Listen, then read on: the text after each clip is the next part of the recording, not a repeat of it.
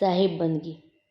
કબીર સાહેબ સિંહાસન પર બેઠા છે અને સ્વયં રાજા નીચે બેસી ગયા છે. આ જોઈ બધા રાજાથી નાખુશ થયા.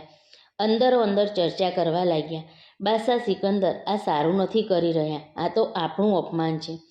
રાજા નિયમનું ઉલ્લંઘન કરી પાપ કર્મ કરી રહ્યા છે. બધાનું સાંભળી બધા તરફથી શેખ તકી બાદશાહને ફરિયાદ કરે છે. રાજા વિચારમાં પડી ગયા. નિર્ણય કરીશું નક્કી કર્યું. બાદશાહે પૂર્ણ વૃત્તાંત સાહેબને કહ્યું અને વિનંતી કરી, હું તમને મારા અલ્લાહ માનું છું, પરંતુ સૌના મનમાં જાગેલી શંકાનું સમાધાન આપ ખુદ કરો. રાજાએ શેખ તકીને શંકાના સમાધાન માટેના વિચારની આજ્ઞા કરી. તરત જ શેખ તકી એક મૃત ગાયને દરબારમાં મંગાવે છે. બાદશાહ સિકંદર નતમસ્તક કબીર સાહેબ સામે ઊભા રહી હાથ જોડી વિનંતી કરે છે, આપ આ મૃત ગાયને ફરીથી જીવિત કરવાની કૃપા કરો. કબીર સાહેબ રાજાની વિનંતી સ્વીકારી ગાયની નજીક જઈ પ્રેમથી ગાયને બોલાવે છે.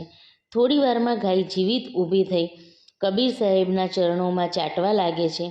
દરબારમાં ઊભેલા બધા જ આશ્ચર્ય પામે છે તો કેટલાક દ્વેષાગ્નિમાં બળે છે.